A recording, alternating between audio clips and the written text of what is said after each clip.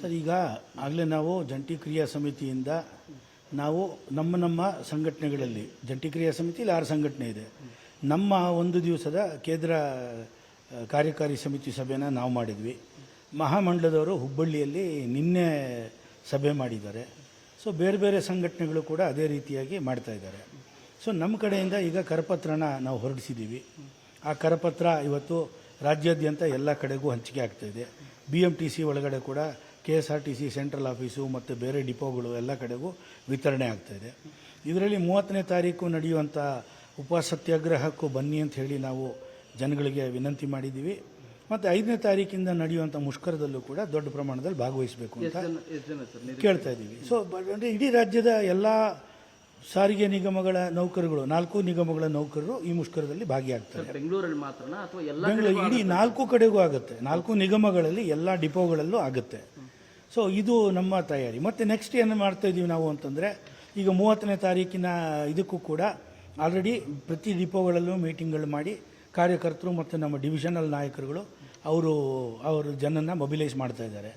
ಮತ್ತು 30ನೇ ತಾರೀಕು ಯಾವುದೇ ಬಸ್ ಸಂಚಾರದ ವ್ಯತ್ಯಯ ಇರೋದಿಲ್ಲ. ಬಸ್ಗಳೆಲ್ಲ ಓಡಾಡ್ತವೆ. ಯಾರು ಡ್ಯೂಟಿ ಇಳಿದಿರ್ತಾರೆ, ಯಾರು ರಜೆ ಹಾಕಿರ್ತಾರೆ, ವಾರದ ರಜೆಯಲ್ಲಿ ಇರ್ತಾರೆ, ಅವರುಗಳು ಮಾತ್ರ ಬರ್ತಾರೆ. ನಾವು ಸಾಮೂಹಿಕ ರಜಾ ರೀತಿ ಅದಿಲ್ಲ. ನಾವು ಮಾಸ್ ಕ್ಯಾಶುವಲ್ ಇವೆಲ್ಲ ಹಾಕ್ತಾ ಇಲ್ಲ. ಇಲ್ಲಿ ನಾವು ಹಾಕ್ತಾ ಇರೋದು ಬರೀ ಕಾರ್ಯಕರ್ತರು ಮಾತ್ರ ಬರ್ತಾ ಇದ್ದಾರೆ. ಇಲ್ಲಿ ನಾವು ಈ ಒಂದು ಸರ್ಕಾರಕ್ಕೆ ಅದು ಕೊನೆ ಎಚ್ಚರಿಕೆ ಅಂಥೇಳಿ ನಾವು ಕರೆದಿದ್ದೀವಿ. ಅದನ್ನು ಅಕಸ್ಮಾತ್ ಸರ್ಕಾರ ಕೊನೆ ಎಚ್ಚರಿಕೆಯನ್ನು ಉಪೇಕ್ಷೆ ಮಾಡಿ ನಾವು ಎಸ್ಮಾ ತರ್ತೀವಿ ಅಂತ ಹೋದರೆ 5ನೇ ತಾರೀಕಿಂದ ಮುಷ್ಕರನೂ ಆಗುತ್ತೆ. ಮತ್ತು ಸರ್ಕಾರ ಎಸ್ಮಾ ತಂದವರು ಯಾರೂ ಸಹ ಮತ್ತೆ ಮರು ಆಯ್ಕೆ ಆಗಿಲ್ಲ. ಭೀಮಣ್ಣ ಖಂಡ್ರೆ ಅವರು 99ರಲ್ಲಿ ಸಾರಿಗೆ ಮಂತ್ರಿಗಳಾಗಿದ್ದರು. ಆವಾಗ ಸಾರಿಗೆ ನೌಕರದ್ದು ಸ್ಲೋಗನೇನೆ ಎಸ್ಮಾ ಎಸ್ಮಾ ಕಾಂಗ್ರೆಸ್ ಭಸ್ಮ ಅಂತ.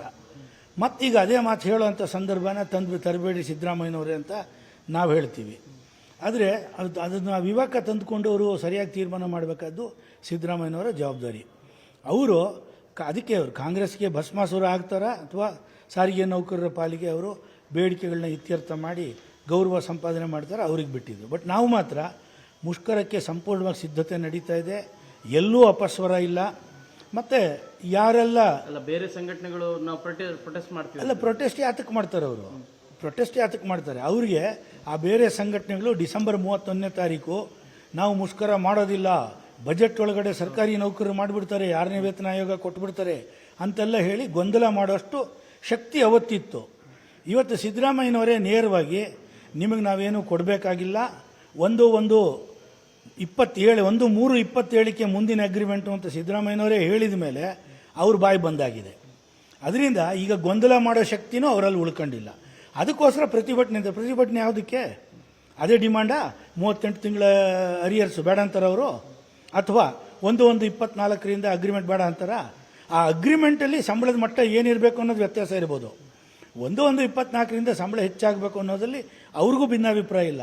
ಬಟ್ ಇದನ್ನು ನೇರವಾಗಿ ಹೇಳೋಕ್ಕಾಗದೆ ನಾವು ಪ್ರತಿಭಟನೆ ಮಾಡ್ತೀವಿ, ಮುಷ್ಕರಕ್ಕೆ ಬೆಂಬಲ ಇಲ್ಲ, ಏನೇನೋ ಹೇಳ್ತಾ ಇದ್ದಾರೆ. ಬಟ್ ನಾವು ನಂಬಿರೋದು ಜನಗಳಿಗೆ ಇವತ್ತು ಅನ್ಯಾಯ ಮಾಡಿದ ಸರ್ಕಾರ.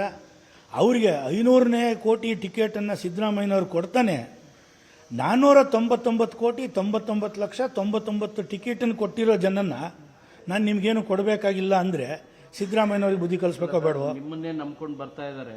ಈಗಾಗಲೇ ಸಸ್ಪೆಂಡ್ ಆಗಿದೆ, ವಜಾ ಆಗಿದ್ದಾವೆ. ಮುಂದೆ ಆಗುವಂಥ ಇದು ಸರ್, ಈಗ ಈ ಕಾರ್ಮಿಕ ಚಳುವಳಿಯಲ್ಲಿ ಈ ಹೋರಾಟಗಳಲ್ಲಿ ನ್ಯಾಯಕ್ಕೋಸ್ಕರ ಹೋರಾಟ ಮಾಡೋ ಸಂದರ್ಭದಲ್ಲಿ ಸರ್ಕಾರ ಎಲ್ಲ ಸಂದರ್ಭದಲ್ಲೂ ನಮಗೇನೊಂದು ಕೂದಲು ಕೊಂಕದೆ ನಮಗೆ ನ್ಯಾಯ ಸಿಕ್ಕಿಬಿಡುತ್ತೆ ಅನ್ನೋದು ಚರಿತ್ರೆಯಲ್ಲಿ ಯಾವತ್ತೂ ಇಲ್ಲ. ನಾವು ಸಿದ್ದರಾಮಯ್ಯನವ್ರ ಬಗ್ಗೆ ಇಷ್ಟು ಟೀಕೆ ಮಧ್ಯದಲ್ಲೂ ಸಕಾರಾತ್ಮಕವಾಗಿ ನಾವೇನು ಹೇಳ್ತೀವಿ ಅಂದರೆ, ಈ ದೇವನಹಳ್ಳಿಯ ರೈತರ ಹೋರಾಟದ ಸಂದರ್ಭದಲ್ಲಿ ಅವರು ಬೊಮ್ಮಾಯಿ ಸರ್ಕಾರ ಹೊರಡಿಸಿದಂಥ ಒಂದು ನೋಟಿಫಿಕೇಷನನ್ನು ವಾಪಸ್ ತಗೊಂಡು ಕೈ ಬಿಟ್ಟಿದ್ದೀವಿ ನಾವು ಅಂತ ಹೇಳಿದ್ದಾರೆ. ಆಯಿತಾ? ಸೊ ಈಗ ಅಕಸ್ಮಾತ್ ಸಿದ್ದರಾಮಯ್ಯನವರೇ ನೀವು ಕಾನೂನು ತಜ್ಞರು, ಬೊಮ್ಮಾಯಿಯವರು ಇಂಜಿನಿಯರು, ನಿಮ್ಮಂಗೆ ಕಾನೂನು ಪಂಡಿತರಲ್ಲ.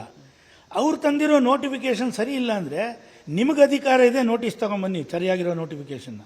ನಮಗೆ 1/1/20ರಿಂದ ಕೊಡಬೇಕಾದ ಅರಿಯರ್ಸ್ ಕೊಡಿ, ನಮಗೆ 1/1/24ರಿಂದ ವೇತನ ಹೆಚ್ಚಳ ಕೊಡಿ. ಆ ಲೋಪ ನೀವು ಸರಿ ಮಾಡಿ.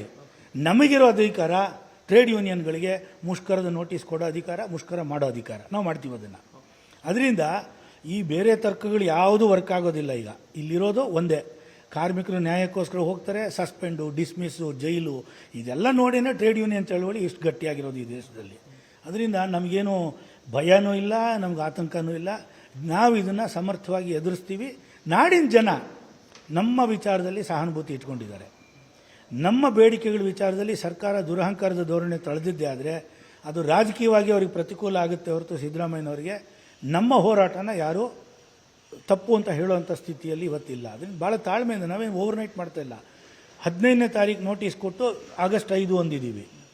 ಇವ್ರಿಗೆ ಇನ್ನೂ ಟೈಮ್ ಇದೆ, ಇವತ್ತೂ ಕರೀಬೋದು. ಅವ್ರು ಎಸ್ಮಾ ನೋಟಿಸನ್ನು ಅವ್ರು ಹಾಕ್ಕೊಳ್ಳಿ, ನಾವು ಬೇಡ ಅನ್ನಲ್ಲ. ಅವ್ರು 6 ತಿಂಗಳು ರಿನ್ಯೂ ಮಾಡ್ಕೊಂಡಿದ್ದಾರೆ, ನಾವು ತಲೆ ಕೆಡಿಸ್ಕೊಳ್ಳಲ್ಲ. ಬಟ್ ಈಗಲೂ ಸಹ ಸರ್ಕಾರ ಕರೆದು ಈ 2 ಬೇಡಿಕೆಗಳನ್ನ ಇತ್ಯರ್ಥ ಮಾಡೋದಾದರೆ ಸ್ಟ್ರೈಕ್ ಇರಲ್ಲ. ಸೊ ಅದರಿಂದ ಸ್ಟ್ರೈಕ್ ತಪ್ಪಿಸೋದು ಸಿದ್ದರಾಮಯ್ಯನವ್ರ ಕೈಯಲ್ಲಿ ಇದೆಯಾ ಹೊರತು ಬೇರೆ ಯಾರಿಂದಲೂ ಸಾಧ್ಯ ಇಲ್ಲ ಇದು. ಅದರಿಂದ ನಾವು ಭಾಳ ಕಾನ್ಫಿಡೆಂಟ್ ಆಗಿದ್ದೀವಿ. ಜನ ಇವತ್ತು ಮುಷ್ಕರವನ್ನು ಮಾಡ್ತಾರೆ.